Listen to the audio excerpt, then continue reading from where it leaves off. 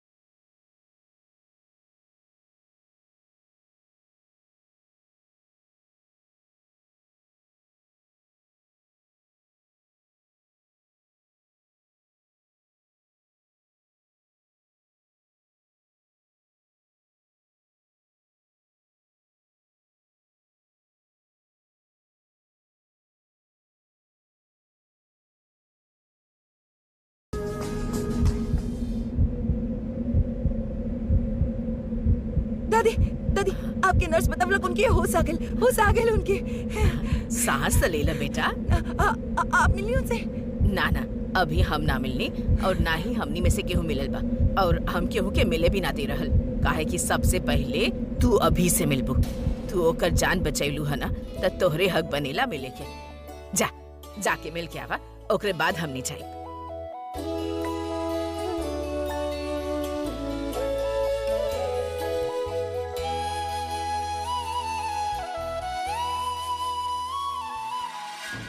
अभी के होश आ गई और प्रज्ञा उससे मिले जा रहल बिया।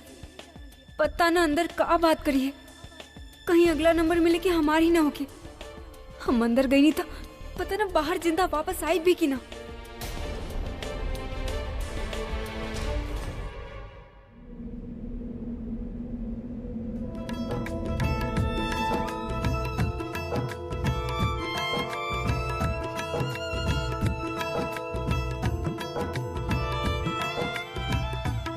मेरे प्यार को जौन रिश्ता दिल से जुड़ल बा वो दिल के ही सुनेला। प्यार को नजर लग जावे ना, मंगिया दुआवां लखा दुख हुन सतावे ना। हमके हमार सारा जवाब मिल गई, हमके सब कुछ मिल गई, हमके अपन फुग्गी मिल गई।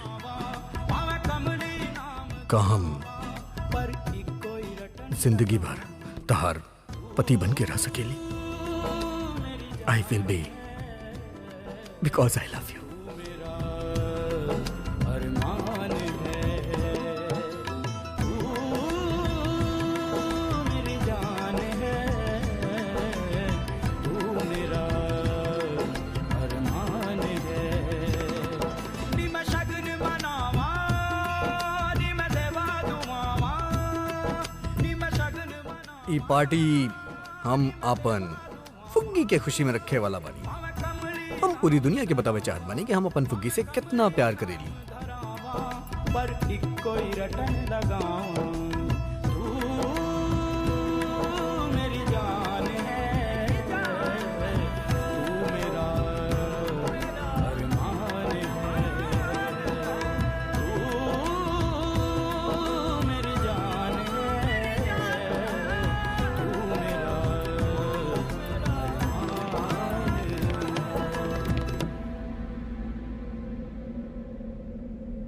Sister, what's going on? हम कब से आपके कहा था नहीं कि हमार फैमिली के बुलाई। आप हमार फैमिली के बुलावत काहे नहीं के? अरे वो लोग बाहर परेशान हुई हैं, तकलीफ में हुई हैं, तब पता ना हम अंदर करत का बानी, काहे करत आनी। प्लीज जाके हमार फैमिली के बुलाई, हमके का दिखत बानी। लेकिन सर, हम तो आपके फैमिली। आपके सुनाई नहीं के देती, आपके हमार बात समझ में नहीं आवत। I said call my family. Go. Ma'am, आप तो यहीं से खड़ा बानी, फिर भी वो बोल रहल बानी हमार फैमिली के बुलावा। आपके देख लेना का? हाँ, देख लियो।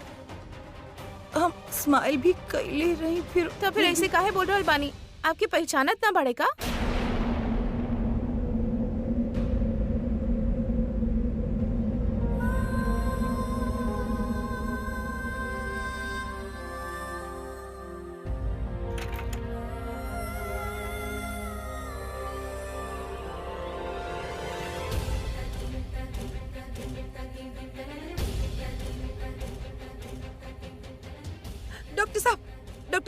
प्लीज प्लीज चल के उनकी चेक करा।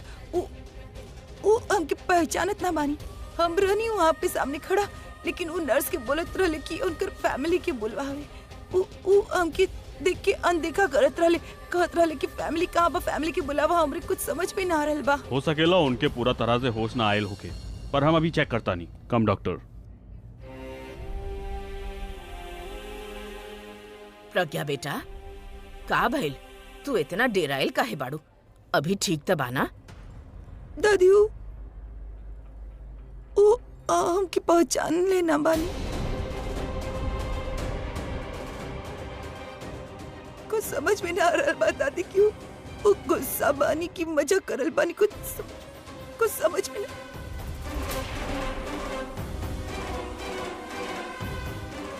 हौसला रख बेटा, सब ठीक हो जाए।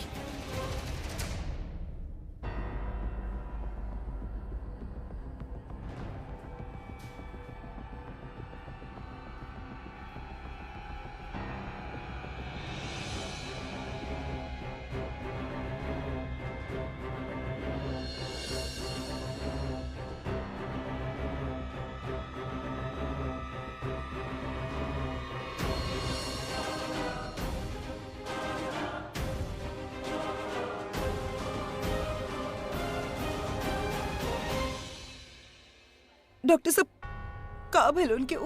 ऐसी बात काहे करत रहले? आपके कुछ पता चले? प्लीज कुछ बताई।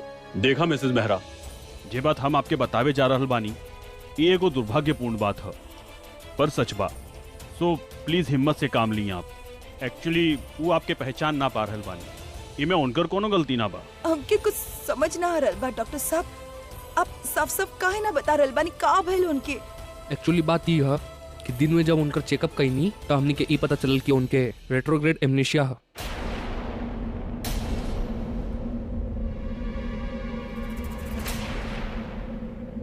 रेट्रोग्रेड एमनेशिया का बा? डॉक्टर साहब, ई का होखेला?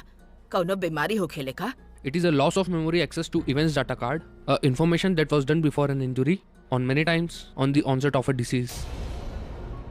आप प्लीज ई डॉक्टर ई भाषा में ना बताई, ई सिंपल भाषा में बताई ना, का भइल बा हमार बच्चा के? देखा, ये एक तरह का मेमोरी लॉस है। ये पीछे तक की याददाश्त खो देवला। का हमार अभी के याददाश्त चल गई?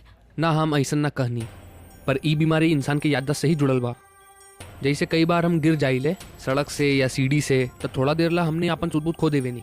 कुछ सेकंड्स ला हमने के समझ में ही ना आवेला कि हमारे साथ का भइला, हम कहाँ बानी, यहाँ कैसे आईनी, कैसे गिरनी, और फिर हमने की याद आवे लागेला कि हमारे साथ भइल का रहे। पर जोने एक्सीडेंट में दिमाग पे चोट लागेले उमे एकर असर ज्यादा होखेला।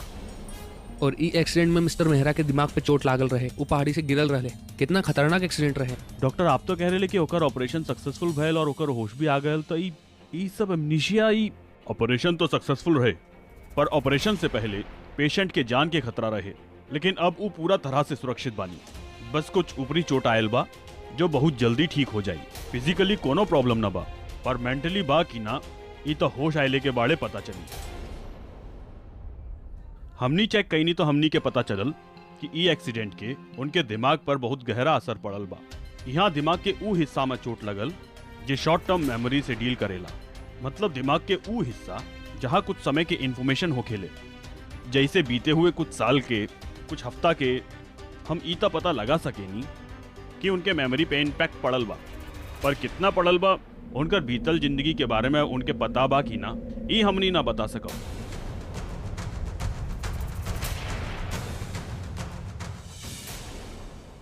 मतलब डॉक्टर साहब, आप ई कहे चाहता नहीं कि ओकरा कुछ भी याद नहीं के? ऐसा ना हा, उनकर याद होखी, पर कितना और का ई हमनी ना बता सका। आप लोगन में से ऊ केकर पहचाने लें, केकर ना पहचाने लें, ई हमनी ना बता सका। हमके तो इहो भी ना पता कि उनकर कितना टाइम पीरियड के मेमोरी लॉस भइल बा। उनकर एक्सीडेंट के बारे में कुछ भी ना पता, और एक्सीडेंट के पहले के भी उनके कुछ भी ना पता।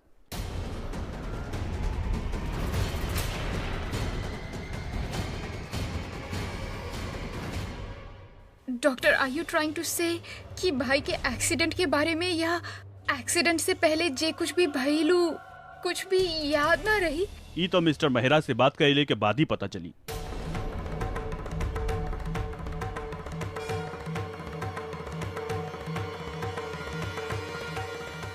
इन सिंपल वर्ड्स मिस्टर मेहरा अपन लाइफ के कुछ पार्ट्स भूल चुकल बानी। अब उनके का याद बा का याद नहीं खे ये सिर्फ उहे बता सकेले। आप सब उनसे मिला, उनसे बात करा, वो आप में से केकरा केकरा के पहचानी ले, का बात करे ले, उनके का बात याद आवे ले। यही से आपकी पता चली कि वो अपन कौन से पार्ट भूल चुकल बानी। ओ हमनी में से केहू के याद होखे कि ना? जो लोग उनके लाइफ में शुरू से जुड़ल बाड़े वो सब तो उनके याद होकी है ही, पर जे उनके लाइफ के अलग अलग स्टेजेस पे आई ले, जैसे कोई बिजनेस पार्टनर, कोई क्लाइंट, कोई नया फ्रेंड, वो लोग उनके याद होकी है कि ना होकी है ये हम ना कह सकेनी। पर डॉक्टर हमनी तो ओके याद दिला सकेनी ना, ओकरे साथे का भइल बा हमनी ओके बता देब ना। मान ला उ केहू के पहचान न रहल तो हमनी ओके बताएब कि उ के बा, फिर तो ओके याद आ ही जाए ना। देखा माता जी, ये कोनो सामान ना कि रख के भुला गए और केहू हमके याद दिलावलस और हमके याद आ गइल। उनकर याददाश्त सदमा से गइल बा और ओके वापस लाए इतना आसान नहीं खे जितना आप सोच रहल बानी। आपके पेशेंट के साथ बहुत ही केयरफुल रहे होके। पेशेंट से का बात करे के बा, का पूछे के बा, एकर आपके ध्यान रखे होकी। पेशेंट के सामने केकरा के लावे के बा, केकरा के ना लावे के बा, एकर भी आपके ध्यान रखे होकी। उनके जे कुछ भी याद बा वही रियलिटी है और ऊ रियलिटी के डिस्टर्ब मत करी है वरना केस बिगड़ जाई।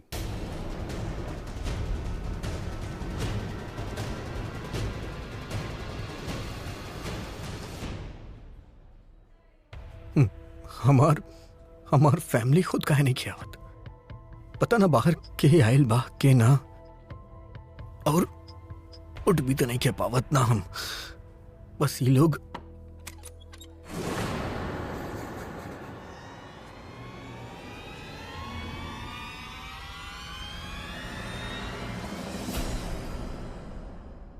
तू भाई हमू तू यहाँ का करत तारू? तू तो ऑस्ट्रेलिया में रहलू ना पढ़ाई के खातिर, यहाँ का करता तारू?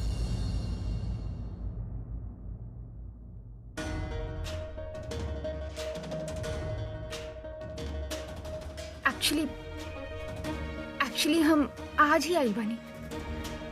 आप कैसन बानी भाई? आपके हम याद बानी। Are you kidding me?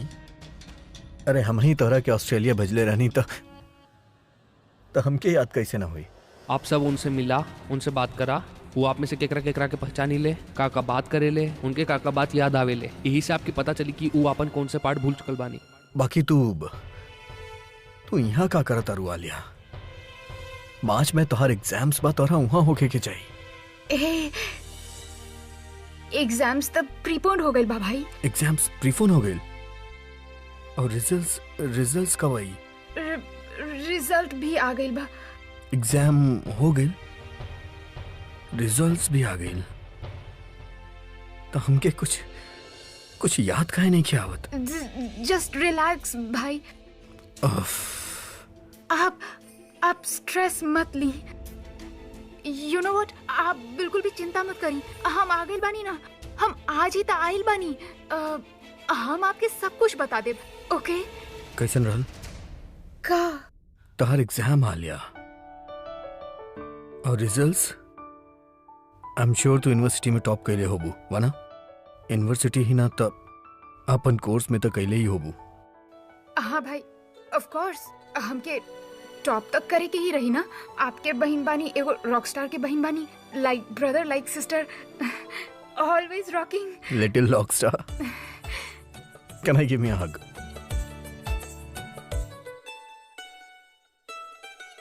आपके मतलब अभी अपन पत्नी के पहचानत ना बा तो हम ओके ना बताई कि ये ओकर पत्नी बिया? ऐसे कैसे हो सकेला? ओकर पत्नी ही ओकर जान बचावलक और ओकर पत्नी के ही ओकरे पास ना लेके जाई। अरे पत्नी तो हो खेले बुरा वक्त में साथ देवे खातिर।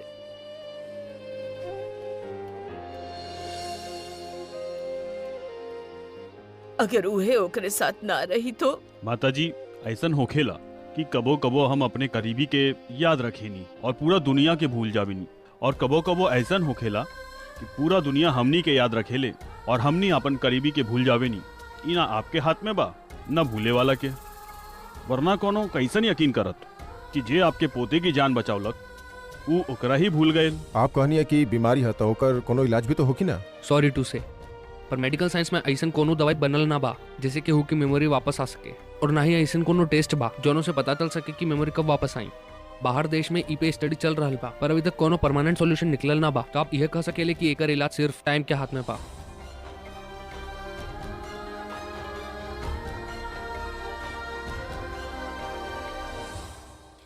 उनके ठीक होवे के ओखी तो अपने आप ही हो जाइए, वरना वो लाइफ के जोने स्टेज पे पहुंच चुकल बानी, उनके उही से अपन जिंदगी दोबारा स्टार्ट करे होगी।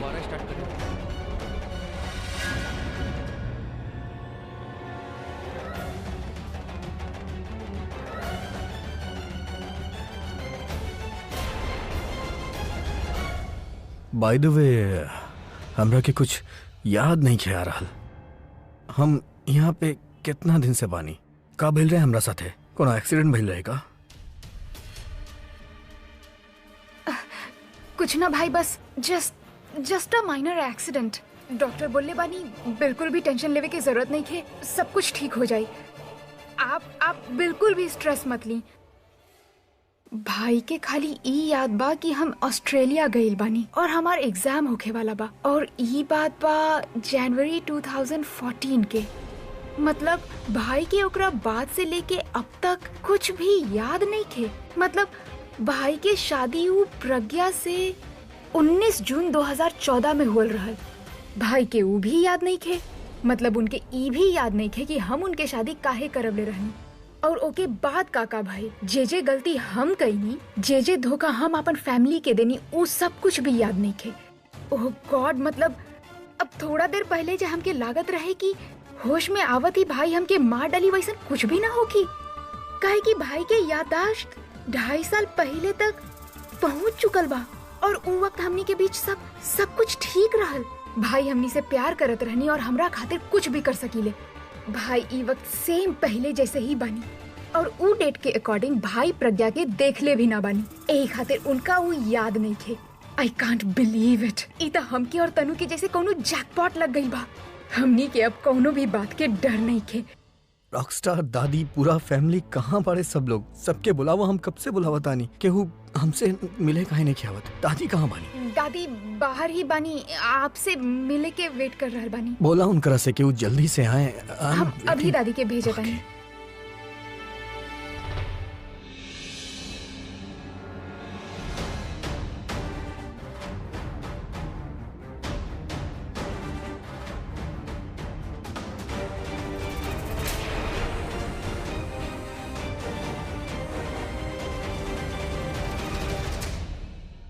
भाई के मेमोरी 2.5 साल पहले तक के जा चुकल बा।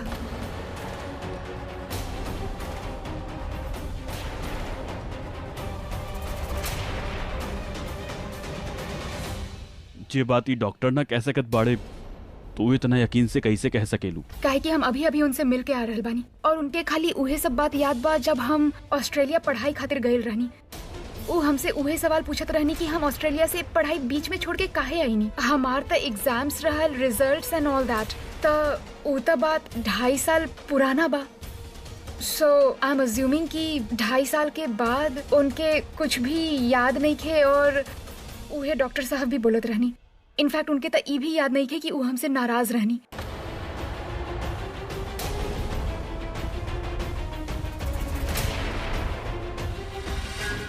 चलो अच्छा भइल कि आप लोगन के पता चल गयल कि पेशेंट के का याद बा और का नहीं खे। अब उही के अकॉर्डिंग आप लोग बातचीत करा। चलो डॉक्टर। दादी, भाई आपसे मिले चाहता नहीं, वो आपके अंदर बुला रहल बानी।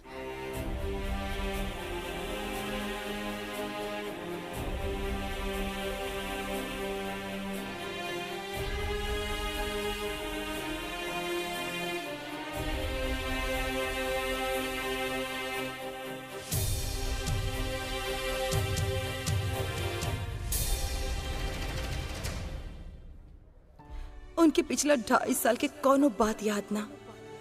मतलब उनके इहो याद ना कि हमनी के शादी भइल रहे या हमनी एक दूसरा से प्यार करेनी। उनके तो शायद इहो याद भी ना होगी कि हमनी कबो मिलल भी रहनी। उनके जब सब कुछ पता चलल तो वो सब भूल गईले। हम जब अपन सुहाग वापस पाईनी तो हमनी के रिश्ता ही भुला गईले और हमके पहचाने ले भी ना। हम उनके नजर में उनकर बीवी ना, बस एगो अजनबी बानी। या शायद ओहो ना, काहे कि अजनबी तो फिर भी मिल जाले, पर हम उनके सामने तक ना जा सकेनी। उनके जे कुछ भी याद बा उहे रियलिटी हो, और ऊ रियलिटी के डिस्टर्ब मत करिए, वरना केस बिगड़ जाई। जौन रिश्ता दिल से जुड़ल होखेला वो दिल के ही सुनेला। हमके हमार सारा जवाब मिल गए, हमके सब कुछ मिल गए, हमके हमार फुग्गी मिल गए। का हम जिंदगी भर तहार पति बन के रह सकेली? I will be.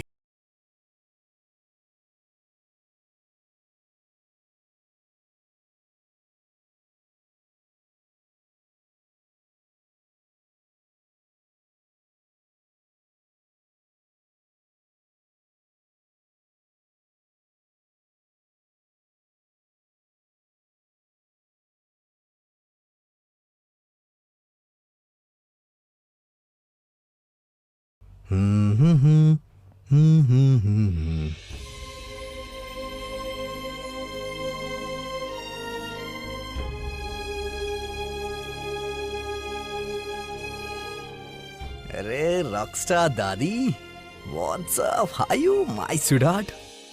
पूरब, हमार दोस्त, हमार भाई, कैसन बड़ा तू? वैसे हाल तो तारा हमार पूछे के चाहिए। बाकी कहाँ पड़ा तू लोग? कब से हम तू लोग के बुलावता नहीं। तू लोग हमरा से मिले काहे नहीं आवत रहला?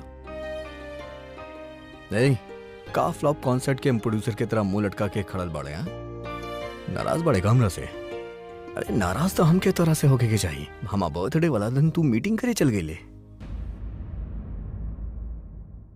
ना, वो बर्थडे वाले दिन के बात नहीं खे। का बात बा? हमके याद काहे नहीं खियावत? नाराज तो हम तारा से रहनी, लेकिन कौना बात से नाराज रहनी?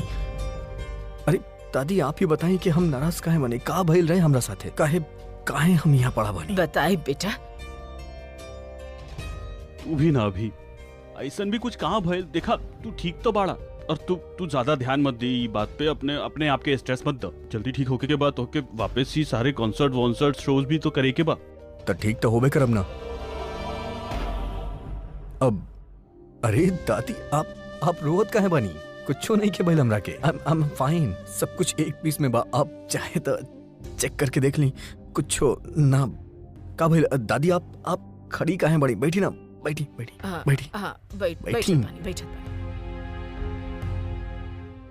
कैसन बानी आप? तू कैसन बा? कहाँ पूरब? हम कहले रहने ना कि हमारे पीछे हमारी फैमिली के ख्याल रखिए। हम दादी के ख्याल रखब, तू बस जल्दी से ठीक हो जा। वैसे पूरब, हम कितना दिन से बानी यहाँ पे? हाँ, कितना अपेरेंसेस मिस कैले बानी हम? चौथा बरसी। अरे बता ना, कितने लोग के चौथा बरसी, 13वां, कितने लोग के शादी मिस कैले बानी हम? बहुत सारा ओकेजन्स मिस कैले बानी ना हम। बहुत नुकसान भइल होगी ना? कैसन बात कर रहल बा? ऐसन कुछ भी ना भइल भी होगी तो आई डोंट केयर बड़ी। I am a Rockstar. अरे 2-4 हिट शो दे, फिर से बहुत सारा पैसा कमाए और हम फिर से ठीक हो जाए। आराम कर। ये एक्सीडेंट ही आराम के वजह से बहुत नुकसान भइल बा हमार। जल्दी से हमके यहाँ से ठीक होके निकले के बा। अपन कॉन्सर्ट्स में परफॉर्म करे के बा, गाना रिकॉर्ड करे के बा। वैसे दादी, ई रिकॉर्डिंग से याद आइल, हम एगो नया गाना सोचले बानी। हमके बतावा तनी गाना कैसन लगत बा? हाँ। Love love happy love, love love happy love. सारा रात हम मचाइब शोर, पार्टी लाइक, डू इट लाइक करा रॉकस्टार। हमनी पे ना चले केहू के जोर, party like, do it like a Rockstar. कैसन बा गाना? बहुत अच्छा। ये फिर से उस स्टेज में चला गया जब जब वो गाना गौले रहे उस स्टेज में, जब प्रज्ञा दी होकर लाइफ में ही ना आयल रहे। दी ने अपन प्यार से अभी के बेहतर इंसान बनौले रही नहीं, पर अभी फिर से पहले जैसन हो गई। फिर से ही तरह से सब कुछ अब का होके दिखे उनके ला तो अभी उनकर दुनिया रहे, उनकर सब कुछ रहे। अगर अभी उनके भूल गए तो कहीं से जी हूँ। ये सब कहा आलिया? तुझे कहत रहलू सब वो सब सच बा? वो सब सच बा तनु। Oh my God, I don't believe this. विश्वास तो हमके भी ना होत रहे तनु। You know, I'm so thankful to God कि भाई एकदम ठीक बानी और तो और उसके ऊपर उनकी कुछ भी याद नहीं थे। मतलब अब अभी पहले जैसे हो गई बा। वो पहले हमसे कितना प्यार करत रहे, हमसे शादी करे चाहत रहे और अपन बहन पे जान छिड़कत रहे। एग्जैक्टली तनु। उहे अभिषेक प्रेम मेहरा जेकर गाना पर सब लोग पागल रहल, उनकर इशारा पर नाचत रहल, लेकिन वो हमार इशारा पर नाचत रहनी। जैसन हम बोलत आनी बिल्कुल वैसने करत आनी और वैसने करी। उनकर लेटेस्ट मेमोरी ई बा कि हम ऑस्ट्रेलिया से वापस आ गई बानी, जेकर मतलब ई बा कि उनके ई भी याद नहीं थे कि हमार और पूरब की सगाई टूट चुकल बा, और ई भी याद नहीं थे कि हम कैसे उनकर शादी उ बहन जी प्रज्ञा से करवले रहनी। Oh my God, oh my God, Alia हम कहीं सपना तो न देख रहे। पिंच मी, पिंच मी, पिंच मी, आओ ना, ये रियलिटी है आलिया, ये रियलिटी है। मतलब अभी प्रज्ञा के भूल गई तो प्रज्ञा के कल बात कैसे याद रखी? वो वीडियो जौन में हमने के पोल खुल गई रहे वो सब भूल गई। Oh my God, एग्जैक्टली तनु, उनके कुछ भी याद नहीं थे। हम तो के बता ना सके नहीं समय हम ई वक्त कैसे फील कर रहल बानी। हम तनु स्वीटहार्ट तारा के जैसन फील हो रहल बा ना, हमके भी उतने ही या फिर इनफैक्ट ओसे कहीं ज्यादा अच्छा फील हो रहल बा। हमने जे सोचले रहनी कि वो हो कि वैसन हुआ ही ना, और जे वो प्रज्ञा सोचले रहली वैसन भी ना हुआ। लुक एट हर, भाई के लाइफ से तो अलग हो ही गई, साथ के साथ भाई के मेमोरी से भी अलग हो गई। अब प्रज्ञा खाली एगो नाम बन के रह गई बिया, वो नाम जे भाई कबो पहले सुनले भी ना होगी। ओ अली, ओ माय गॉड, प्लीज हमके संभाला, हम कहीं गिर ना जाए। तनु, तारा के कुछ हो गए तो तारा के भी ये हॉस्पिटल में एडमिट करावे के होगी। एडमिट कर दो, पर प्लीज कंट्रोल करेला मत बोला। अरे ऐसे ऐसा खुशी रोज थोड़ी ना मिलेला एंजॉय करेला। हम तो अब पूरा लाइफ एंजॉय करे वाला बनी। का बना भाई ने ना, लेकिन लाइफ हमके दूसरा चांस दे ले बा अपन गलतियन के सुधारे के। So I am going to make the most of it. You are right Alia, अभी की शादी ला मना कही के हम भी अपन लाइफ की सबसे बड़ गलती कही, और अब हम भी वो गलती के सुधारे चाहत बानी। हम अभी से शादी करे चाहता नहीं कि हमेशा ला पावे चाहता नहीं। अब हमनी के सब कुछ मिली तनु। ओके, ये सब छोड़ा, हम अभी से मिले जाता नहीं। एक सेकेंड कर रहल बारू, हमनी इतना बड़ रिस्क ना ले सकेनी। रिस्क स्वीटहार्ट, अगर भाई तारा के ना पहचानी त काहे न पहचानी? 2.5 साल पहले भाई एगो सुपर मॉडल के डेट करत रहनी, जे कि तू तब तू एगो सुपर मॉडल रहलू और अब तू ऐसन बाड़ू। Unfortunately, because of all this pregnancy and miscarriage, you know, your body has taken a lot of toll. ऐसे में अगर भाई तारा के ना पहचान पाईनी तो थोड़ा सा मुश्किल हो जाई। हाँ, एक्चुअली तू सही कह रहल बाड़ू। हमके ये हालत में भी के पास न जाए के चाहिए। हो सके वो हमके पहचान भी लेवे, लेकिन ना पहचाने की एक्टिंग करे। पर यार हमके अभी से मिले के रहे। हम वो प्रज्ञा के सामने अभी के हक करे चाहत रहनी, और वो प्रज्ञा के रोज चेहरा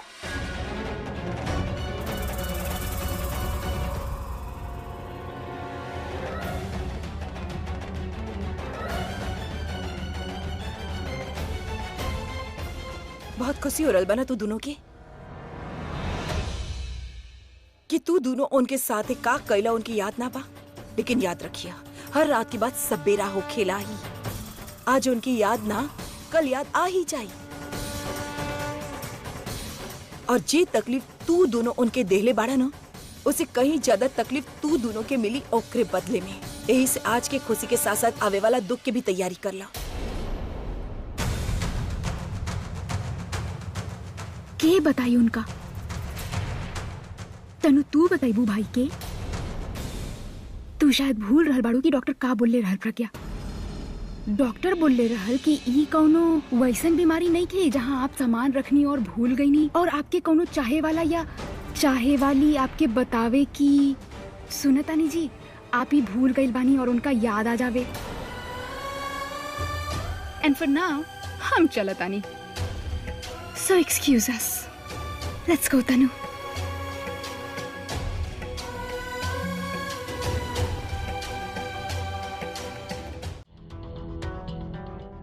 डॉक्टर साहब, कौनो तो रास्ता हो कि ना इनकर याददाश्त वापस लावे के। डॉक्टर ऊ हम सबके पहचान रहल बा, पर धी के ना पहचान रहल बा। अब ओके कैसे बताएं कि ओकर शादी भइल बा और कुछ तो तरीका हो कि ना, बतावा ना प्लीज। आप तो देख ले बानी ना, प्रज्ञा अभी के बहुत प्यार करेले। अब ओकर याददाश्त चल गई बात, ई हमार मतलब बा आप कुछ करी ना। हम आपके फीलिंग्स के समझ रहल बानी, पर आप लोग ना समझ रहल बाड़े। मेडिकल साइंस में एकर कोनो इलाज ना बा, और यह वक्त पेशेंट के हमनी फोर्सफुली कुछ भी याद ना दिला सकब। ऐसे पेशेंट के नुकसान ही बा। लेकिन डॉक्टर साहब वो ऐसे कैसे जी हैं? वो जैसे रहले वैसे ही जिए हैं, जैसे आप लोग के साथे रहते रहले वैसे ही रहे हैं। और ई बीमारी से उनकर पर्सनल और प्रोफेशनल लाइफ पे कोनो असर ना पड़ी, ना ही उनके कबो फील होगी और ना ही केहू के पता चली कि उनके कोनो प्रॉब्लम बा। आप समझत ना बानी, वो प्रज्ञा दी के पहचानत ना बा। हम जानी ले कि ई ओकर बीवी बानी और हमने कैसे चुप रही। देखा, अगर उनकर शादी 2.5 साल पहले भइल होत तो वो इनके जरूर याद रखते, पर काहे कि वो अपन लाइफ के 2.5 साल भूल चुकल बाड़े, वो इनके भी ना पहचान पाइए और ना ही आप उनके याद करावे की कोशिश करी हा। मतलब हमने उनके ठीक होके के उम्मीदें छोड़ दें, हम उम्मीदें छोड़ दें कि वो हमके कबो पहचान सकी है। आप उनके थोड़ा से वक्त दी, वक्त के साथ सब कुछ बदल जावेला। यदि आप वक्त से पहले सब कुछ बदले चाहिए तो शायद हो सकेला कि कुछ भी ना बदले। अगर आप चाहत बानी कि वो जल्दी से ठीक हो जावे तो आपके उनकर बहुत अच्छा से ख्याल रखे होखी। जबरदस्ती उनके कुछ भी याद दिलावे की कोशिश मत करा। वो जो करे चाहत बानी, जैसे भी रहे चाहत बानी, उनके रहे दी। जो चीज उनके पसंद ना बा वो मत करा, जो चीज से उनके तकलीफ होगी वो मत कहा। और जे लोगों के वो ना पहचाने ले उनके तो उनसे बिल्कुल मत मिलावा। और ये मत पूछा कि वो उनके याद करे की कोशिश करे। Just don't push him beyond the point of comfort.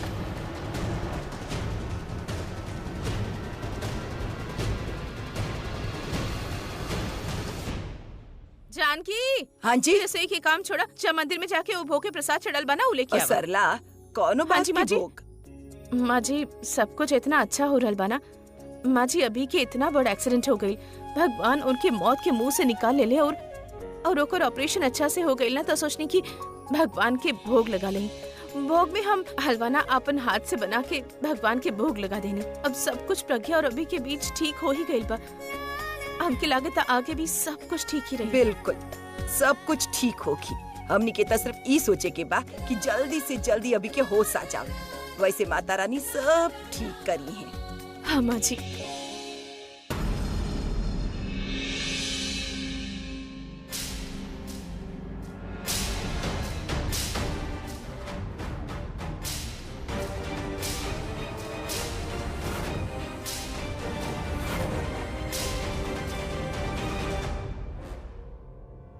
भाई, आइए ओके? का भाई आप इतना परेशान काहे लग रहा बानी? आलिया, हमके कुछ याद नहीं कियावत। का भइल रहे हमरा साथे? हम यहाँ पे कैसे आईनी और काहे आईनी? भाई देखी, आपके खातिर का इम्पोर्टेंट बा। आपके फैमिली वाला वो आपके याद बानी। आप एगो रॉक स्टार बानी, आपके ई भी याद बा। आपके फैंस, आपके फ्रेंड्स, ई सब कुछ आपके याद बा। तब बाकी चीज के बारे में आपके काहे सोचे के बा? एक्सीडेंट कहाँ भइल रहे? कुछ ना भाई, वो आप अपन लोनावला वाला बंगला में गए रहनी और वही जे एक्सीडेंट हो गई। एंड ये कहाँ एक्सीडेंट लगाइल बाड़ा? जे हो गई से हो गई ना। डॉक्टर बोलले बाड़े ना कि एक्सीडेंट के बारे में बिल्कुल भी बात ना करे के बा। जे याद आवे के होगी वो धीरे धीरे अपने आप याद आ जाए। भाई आप स्ट्रेस मत ली, सब ठीक हो जाए। Right, I shouldn't worry. हमार फैमिली हमरा साथे बता, हमके कुछ याद करे के का जरूरत बा। और अब आप ये सोची कि आप अपन आवे वाला एल्बम में कौन सा गाना बजाइब, कैसे बजाइब, and you know all that.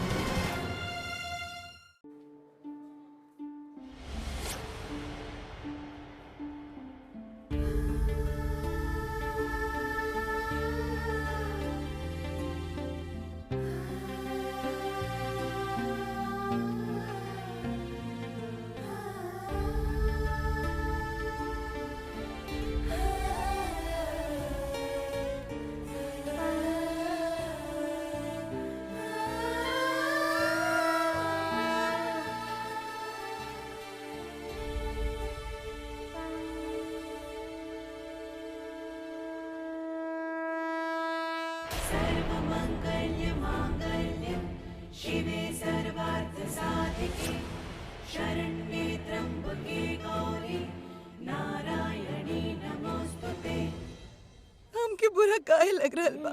उनके होश आ गइल, वो ठीक बानी, सही सलामत बानी, हमके खुश होके के चाहिए, फिर हमके बुरा काहे लग रहल बा?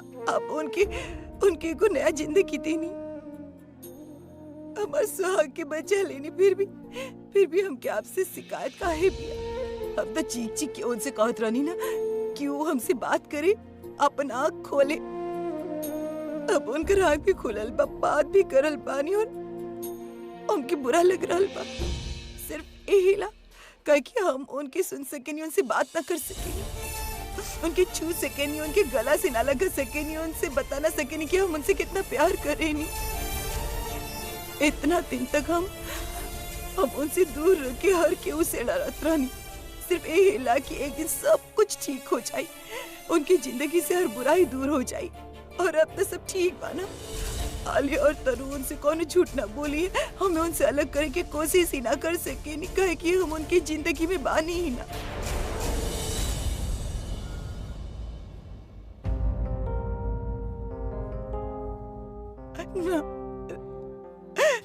आप हमके आज तक बहुत हिम्मत देले बड़ी, थोड़ा सी हिम्मत और दे दी प्लीज। हमके इंतजार करे से कोनो प्रॉब्लम ना हो, हम सारा जिंदगी इंतजार कर ले, लेकिन इतना दिन ना गुजार पाए जब उनके पावे के कोनो उम्मीद ही ना होके। आज तक वो हमसे दूर रहे, लेकिन हम जानत रहनी हो हमसे प्यार करे ले, हम पे भरोसा करत रहले, इला हमारी हिम्मत बनल रहे। अब प्यार करते दूर, अब हमके पहचाने ले भी ना माँ, हम उनके वापस कैसे पाए माँ? हम जाने ले, हम जानी ले, हम आपसे जे कुछ भी मांगनी आप हमके देनी, आप हमारे सुहाग के बचा लेनी, लेकिन हमरा में अब हिम्मत ना बा, हम और केहू से ना लड़ सके नहीं। आप प्लीज उनकी सब कुछ याद दिला दी, हमके वापस उनसे मिला दी, हम ना जी पाए उनके बिना, प्लीज प्लीज।